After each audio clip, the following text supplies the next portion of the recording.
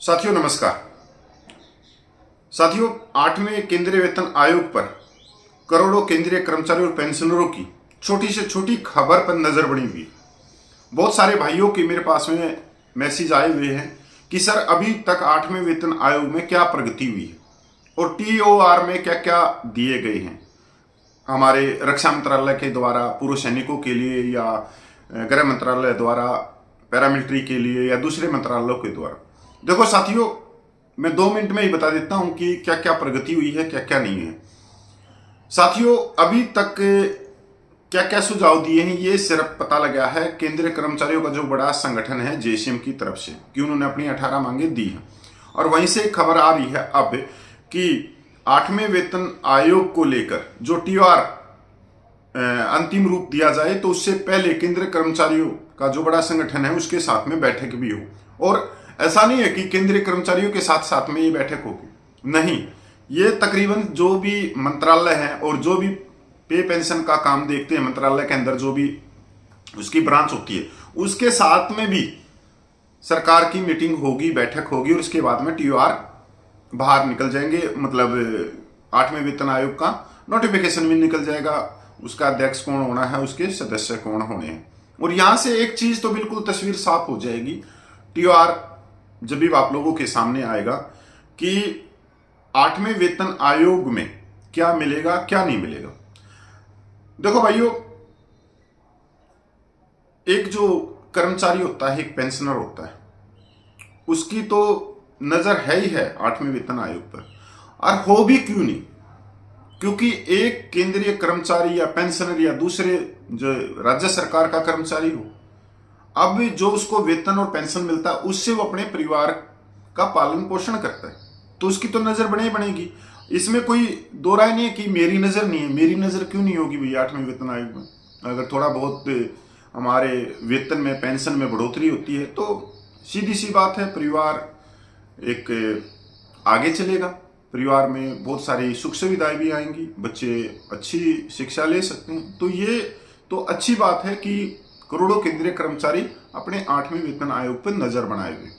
और आप भी देखते होंगे कि चलो हम तो बहुत छोटे कर्मचारी वर्ग हैं, आप देखो देश के इतने बड़े बड़े मंत्री हैं, विधानसभाओं के अंदर नेता हैं, यहाँ तक बहुत सारी स्टेट के अंदर आप देखोगे जो बिजनेसमैन हैं वो विधायक भी हैं और भाई सांसद भी हैं बहुत सारे, और उनके पास में अरबों खरबों रुपया, मतलब कह सकते हो कि ट्रेन भर भर के उनके पास में पैसा है, पर अपने वेतन के लिए वो हमेशा बात उठाते रहते हैं, कभी संसद में कभी विधानसभाओं में कि हमारा जो वेतन है वो कम हो गया, नेताओं की पेंशन कम होगी, विधायकों की पेंशन कम होगी। तो एक कर्मचारी वर्ग तो बहुत छोटा कर्मचारी है जो देश को आगे लेके चलता है, जो देश का विकास करता है। अगर कर्मचारी ना हो तो देश चलेगा कैसे?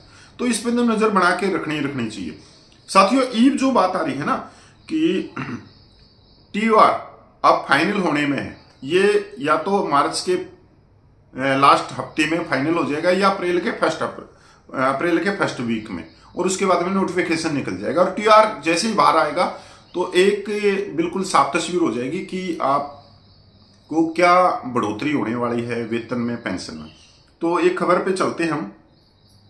आप सबको मालूम कि 16 जनवरी 2025 को केंद्र सरकार ने 8वें वेतन आयोग बनाने का ऐलान किया था, गठन करने का ऐलान किया था, और उम्मीद की जा रही कि जल्दी कमेटी के सदस्यों के नाम का ऐलान किया जा सकता है। लेकिन असल सवाल यह है कि आखिर नया वेतन आयोग किन संदर्भ शर्तों, टर्म्स ऑफ रेफरेंस टीआर पर काम करेगा। टीआर को अभी तक अंतिम रूप नहीं दिया गया है, लेकिन इसके अप्रैल 2025 तक तैयार होने की संभावना है। कार्मिक और प्रशिक्षण विभाग, department of personal and training DOPT द्वारा भेजे गए पत्र के जवाब में राष्ट्रीय परिषद के कर्मचारी पक्ष ने आयोग के लिए प्रस्तावित टीआर प्रस्तुत किया है। एनसीजेसीएम के महासचिव ने प्रस्ताव को औपचारिक रूप से चर्चा के लिए 27 समिति की बैठक बुलाने की मांग की है। ये यहीं पे आती है एक चीज कि जो केंद्रीय कर्मचारियों का बड़ा संगठन है एनसीजेसीएम ने भारत सरकार से कहा है, मंत्रालय से कहा है कि प्रस्ताव पे औपचारिक रूप से चर्चा के लिए 27 समिति की बैठक बुलाने की मांग की है, ताकि कर्मचारियों की चिंताओं को ध्यान में रखते हुए एक अंतिम टीओआर तैयार किया जा सकता है। तो ये है सबसे बड़ी बात। बैठक तो होगी। और ऐसा नहीं है सिर्फ वो केंद्रीय कर्मचारियों के बड़े संगठन के साथ में होगी, नहीं, जो भी मंत्रालय हैं, जो मंत्रालय के अंदर जो भी शाखा होती है कि वो वेतन, पेंशन, पे कमीशन का काम देखती है, उनके साथ में भी बैठक होगी। चाहे वो गृह मंत्रालय के अंदर जो ब्रांच है पे कमीशन की, वेतन और भत्तों की, वो भी उसके साथ में मीटिंग करेगी, रक्षा मंत्रालय भी करेगा, दूसरे मंत्रालय भी करेंगे। पर अभी तक जो सुझाव दिए हैं और जो आप लोगों तक पूछे हैं वो सिर्फ केंद्रीय कर्मचारियों के बड़े संगठन ने दिए। और ऐसा नहीं है कि मान लो गृह मंत्रालय ने पैरामिलिट्री के सैनिकों के लिए सुझाव नहीं दिए होंगे, या रक्षा मंत्रालय ने नहीं दिए होंगे, या दूसरे मंत्रालय ने नहीं दिए होंगे, सभी ने दे चुके हैं जिनके ऊपर TOR तैयार किया जा रहा है। पर अभी तक हमारे सामने नहीं आए कि भाई गृह मंत्रालय ने पैरामिलिट्री सैनिकों के लिए क्या क्या सुझाव दिए हैं, क्या क्या मांग रखी है उनके सामने। रक्षा मंत्रालय ने अपने सैनिकों के लिए, पूर्व सैनिकों के लिए क्या क्या मांगे रखी हैं, क्या क्या सुझाव दिए हैं, तो ये चीज़ें नहीं पता। और पता लगेगा जब TOR तैयार हो जाएगा, क्योंकि ये पता नहीं क्यों नहीं बता रहे। वेतन और भत्तों का पुनर्गठन होगा। अच्छा, न्यूनतम वेतन और राष्ट्रीय वेतन नीति के लिए मांग कर रही है अभी JCM, ये भी बहुत अच्छा इनका पॉइंट है। ये तो खबर अभी आई है ना, महंगाई भत्ते को भाई मर्ज कर दिया जाए, इससे पहले से ही सेवानिवृत्त लाभ और पेंशन में सुधार है। अच्छा, कम्यूटेशन के लिए अब ये कह रहे हैं कि भाई 15 साल की बजाय 12 साल किया जाए। इससे भी बहुत सारे केंद्रीय कर्मचारी, तकरीबन लाखों केंद्रीय कर्मचारियों को सीधा सीधा लाभ होगा। अब आप ये लगा लो, अगर छोटे से छोटा भी कोई कर्मचारी वर्ग है, अगर हम फौज की बात कर ले तो सिपाही, उसके भी कम्यूटेशन 7-8 हज़ार रुपया तक कटता ही होगा। अगर 15 साल की बजाय 12 साल कटे तो सीधी सी बात है, साल के अंदर भाई 1.5-2 लाख रुपये बच रहे हैं उसके, तो 3 साल में तो लाखों का उसको फायदा हो रहा है। तो ये अच्छी है इनकी मांग। साथियों, अब नज़र बना के रखो कि TOR कब बाहर निकलेंगे, और निकलने में ही है।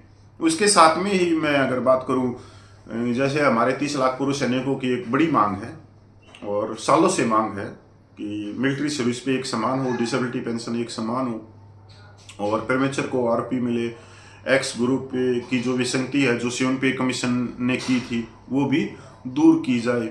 इसके अलावा सूबेदारों की पेंशन है, सैनिक विधवाओं की पेंशन है, कि जैसे अब जो सैनिक विधवा उनको 30% पेंशन मिलती है, तो उनके लिए हम भी कहते हैं कि उनकी पेंशन को बढ़ाया जाए, 45% किया जाए, 50% किया जाए।